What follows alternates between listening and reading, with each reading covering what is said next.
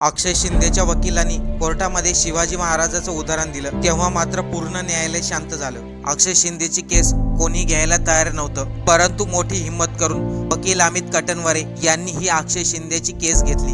अक्षय शिंदेच्या प्रकरणाबद्दल वकील अमित यांनी अनेक खुलासे केले आहेत। कोर्टामध्ये अमित यांनी अक्षय शिंदेची बाजू मांडली आणि कोर्टामध्ये छत्रपती शिवाजी महाराजाचं उदाहरण दिलं तेव्हा मात्र पूर्ण कोर्ट शांत झालं। नेमकं अक्षय शिंदेच्या वकिलांनी काय म्हटलंय आणि अक्षय शिंदेची ही केस वकील अमित हे किती दिवस लढणार, अक्षय शिंदेला न्याय मिळवून देणार का, काय अक्षय शिंदे खरंच आरोपी होता का आणि वकील अमित यांनी अक्षय शिंदेची केस का घेतली, चला ते पाहूया। बदलापूर मधील एका आदर्श विद्यालयामधील झालेल्या लैंगिक अत्याचार प्रकरणी अक्षय शिंदे या 24 वर्षीय तरुणाला ताब्यात घेतले होते। कोर्टामध्ये त्याच्यावरती केस चालू होती, परंतु त्या अगोदरच पोलिसांच्या हातून त्याचा एन्काउंटर झाला। त्यानंतर मात्र राजकारण चांगलंच तापलंय, कारण की अक्षय शिंदेचा एन्काउंटर झाला तो थोडा संशयास्पद होता। कारण की ज्या दिवशी अक्षय शिंदेचा एन्काउंटर झाला त्या दिवशी अक्षय शिंदेची चार्जशीट कोर्टामध्ये दाखल केली जाणार होती आणि त्यानंतर अक्षय शिंदे हा त्या गुन्ह्यातला आरोपी आहे हे सिद्ध होणार होते। परंतु त्या अगोदरच पोलिसांच्या हातून अक्षय शिंदेचा एन्काउंटर झाला। त्याच्याबद्दल कोर्टामध्ये पोलिसांना अनेक प्रश्न विचारले गेले। अक्षय शिंदेच्या हातात बेड्या होत्या, तोंडावरती कापड होतं, मग अक्षय शिंदेने पोलिसांवरती फायरिंग कशी केली, याशिवाय बंदूक त्याला लोड कसं काय करता आली, अशा अनेक प्रश्न विचारले गेले। आता या प्रकरणातील पुढची तारीख कोर्टाने 3 तारीख दिली आहे। तर 3 तारखेला अक्षय शिंदेचे वकील अमित हे कोर्टामध्ये कोणते पुरावे सादर करणार त्याबद्दल त्यांनी माहिती दिली आहे। शिंदेचे वकील अमित पुढे काय म्हणाले ते आपण पुढे पाहू। अक्षय शिंदेचा एन्काउंटर होऊन या गोष्टीला 4 ते 5 दिवस होऊन गेले, तरी देखील अक्षय देहाचा मृतदेहाचं दफन करण्यात आलेले नाही, कारण अंबरनाथमधील नागरिकांनी आणि महानगरपालिकांनी त्याला जागाच दिली नाही। त्यासाठी वकील अमित यांनी मुंबईच्या उच्च न्यायालयामध्ये धाव घेतली। न्यायालयामध्ये अमितचे वकील म्हणाले, प्रत्येक व्यक्तीचा अंत्यविधी होणे हा संविधानाने दिलेला एक मूलभूत अधिकार आहे आणि प्रत्येक व्यक्तीचा अंत्यविधी सन्मानपूर्वक झाला पाहिजे। त्यासाठी त्यांनी छत्रपती शिवाजी महाराजांचं उदाहरण दिलं। ते म्हणाले, जेव्हा छत्रपती शिवाजी महाराजांनी अफजल खानाचा वध केला होता तेव्हा राजमाता जिजाऊंनी सांगितले होते, अफजल खानाचं प्रेत जर कुत्र्या कोल्ह्याने खाल्लं तर आपल्या राज्यामध्ये हे शोभणार नाही, म्हणून अफजल खानाचा अंत्यविधी सन्मानपूर्वक करण्यात आला। त्यामुळे अक्षय शिंदेला बदलापूरमध्ये अंत्यविधीसाठी जागा देणं हे एक मूलभूत अधिकार आहे। ती जागा काही कोणाच्या स्वतःच्या मालकीची नसते। बदलापूरमधील लोकांचा राग या प्रकरणामध्ये साहजिकच आहे, परंतु एखाद्या व्यक्तीचं प्रेत असेल तर त्याचा अंत्यविधी करण्यापासून त्याला कोणीही अडवू नये। याशिवाय अक्षय शिंदेचे वकील म्हणाले, या एन्काउंटरमध्ये बऱ्याचशा अशा त्रुटी आहेत ज्या आम्ही आज कोर्टामध्ये मांडल्या आणि कोर्टाने आता पुन्हा 3 तारीख दिली आहे। या संदर्भात पत्रकाराशी बोलताना वकील अमित कटवरे काय म्हणाले बघा। मी आपलं लक्ष आतापर्यंत महाराष्ट्रामध्ये या पीडित व्यक्तीची बाजू कोणीही जी आणली नव्हती, ती न्यायालयाने जे प्रश्न उपस्थित केलेत त्याच्या माध्यमातून मी आपल्या समोर या पीडिताची बाजू मांडण्यासाठी आपल्या समोर आलेलो आहे। पहिला प्रश्न जर कोर्टाने हा विचारला, ज्या व्यक्तीचा तुम्ही एन्काउंटर केला असं म्हणताय त्या व्यक्तीच्या वडिलांची प्रथम खबरी अहवाल म्हणजे FIR का दाखल केली नाही। दुसरा गोष्ट, ह्या प्रकरणामध्ये पोलिसांनी जो व्यक्तीचा एन्काउंटर केला त्याच्याच विरोधात अटेम्प्ट टू मर्डर चा गुन्हा दाखल केलाय आणि यांची जे अकस्मात मृत्यू ADR ज्याला म्हणतो तो गुन्हा दाखल केला आणि त्या गुन्ह्याचा तपास CID कडे वर्ग केला। परंतु प्रकार असा आहे, हे कोर्टाच्या आता लक्षात आलं, ते पेपर देखील CID कडे केलेले नाहीयेत, याची गंभीर दखल कोर्टाने घेतलेली आहे। सांगण्यात आलं की आम्ही आजच्या आजच हे पेपर्स आम्ही तिकडे पाठवून देतो CID कडे।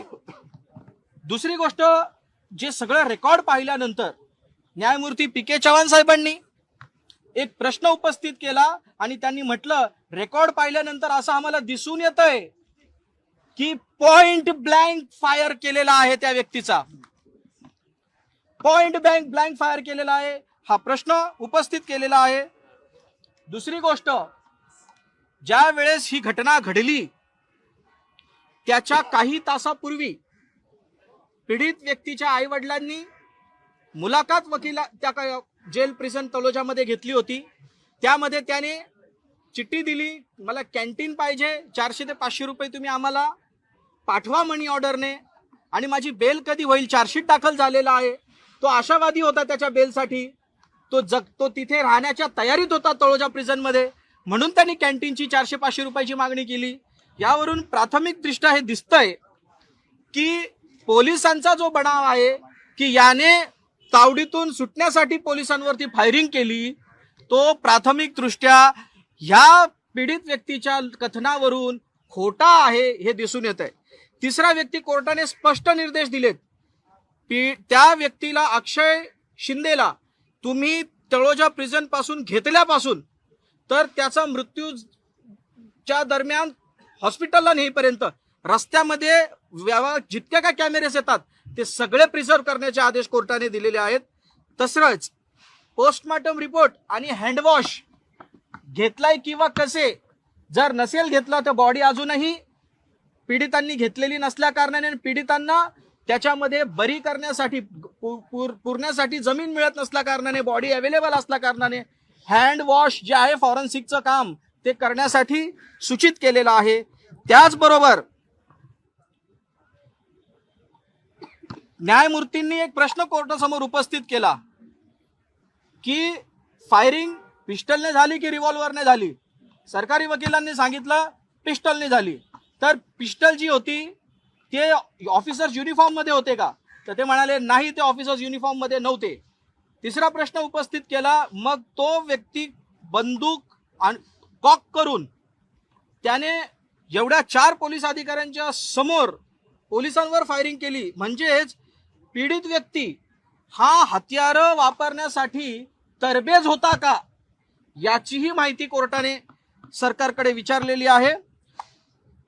त्याचबरोबर स्वाती भिंगारदिवे ज्या आहेत फॉरेन्सिक एक्सपर्ट, अंगुलीमाल तज्ज्ञ, फिंगरप्रिंट एक्सपर्ट, त्यांच्याकडून देखील माहिती मागवलेली आहे की तुम्ही फिंगरप्रिंट्सच्या संदर्भामध्ये काय स्टँड घेतलेला आहे, त्याचं देखील करण्यात. त्याच्यात महत्वाचं म्हणजे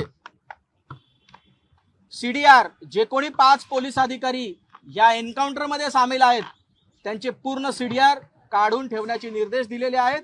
यांचं टावर लोकेशन, यांच्या कोणाकोणासोबत वार्तालाप झालाय, हे कसे कसे ट्रॅव्हल झालेत, यांचं सगळ्या ज्या गोष्टी आहेत या सगळ्या गोष्टी कोर्टाने प्रिझर्व करून ठेवायला सांगितलेलं आहे.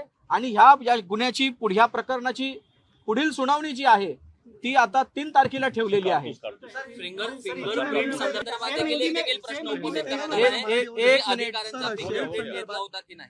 काय म्हणताय? फिंगरप्रिंट संदर्भात देखील एक प्रश्न उपस्थित करण्यात आला की अधिकाऱ्यांचा फिंगरप्रिंट करण्यात आला होता की नाही, त्या संदर्भामध्ये ते इन्स्ट्रक्शन्स घेतायत असं आम्ही माहिती घेतो, इतकंच त्यांचं सबमिशन आहे. त्यांचे फिंगरप्रिंट्स घेतले, काय घेतले, त्या फिंगरप्रिंट्सच्या प्रक्रियेवरती देखील कोर्टाने प्रश्नचिन्ह उपस्थित केलंय. स्वाती भिंगारदिवे ज्या अंगुलीमार तज्ज्ञ आहेत त्यांनी कुठल्या पद्धतीने फिंगरप्रिंट्स रिपोर्ट तयार केलेले आहेत याची देखील माहिती आम्ही घेतो. असं सरकारने प्रत्येक गोष्टीमध्ये माहिती घेतो, असेच बऱ्यापैकी प्रश्नांची उत्तरं दिलेली आहेत. ज्या पद्धतीने बॅनर लावले जात आहेत, बॅनरबाजी सध्या सुरू आहे आणि याचं राजकीय भांडवल केलं जात आहे का, असं सुद्धा तुम्ही त्या ठिकाणी तुमचा मुद्दा मांडला. हा मुद्दा नेमका काय होता? स्क्रीनशॉट देखील कोर्टाला दाखवला. एक कायद्याचा अभ्यासक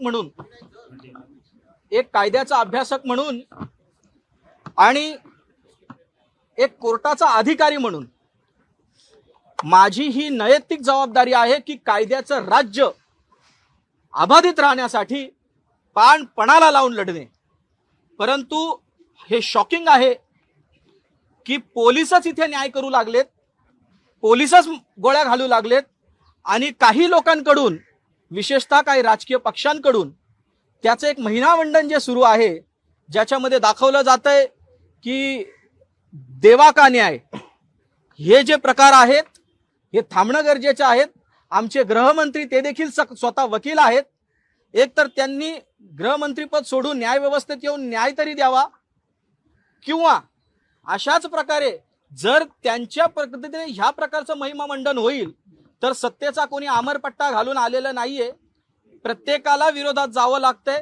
आणि जर आताच्या सत्तेतली लोक ते विरोधात गेले, त्यांनी जर असंच पायंडा पाडला तर आपलं राज्य महाराष्ट्राचं जे आपण फुलेशाह आंबेडकरांचं म्हणतो ते पोलीस राज होण्यासाठी जास्त वेळ लागणार नाही. म्हणून पत्रकारांची, वकिलांची आणि सजग नागरिकांची आणि न्यायालयाची देखील जबाबदारी आहे की अशा पद्धतीचा जर न्याय जर कुठल्या पद्धतीने पोलीस करत असतील तर त्याचं खंडन केलं पाहिजे. सत्य बाहेर ओढण्यासाठी, सत्य बाहेर येण्यासाठी माझा प्रश्न सरकारला आहे, जर तुम्ही त्या मयत इस्माचा, तो आता हयात नाहीये, त्याची बाजू सांगण्यासाठी जे जिवंत पोलीस अधिकारी ज्यांनी गोळी डोक्यात घातली त्यांचं ऐकून तुम्ही त्या मयत इस्माच्या विरोधात 307चा गुन्हा दाखल केला, त्या पीडित व्यक्तीच्या वडिलांची तक्रार खरी आहे की खोटी आहे हा तपासाचा भाग आहे. तुम्ही त्यांची तक्रार दाखल न करता त्यांचा जो मूलभूत हक्क आहे न्यायासमोर समानतेचा अधिकार, तो समानतेचा अधिकार तुम्ही का हिरावून घेतला?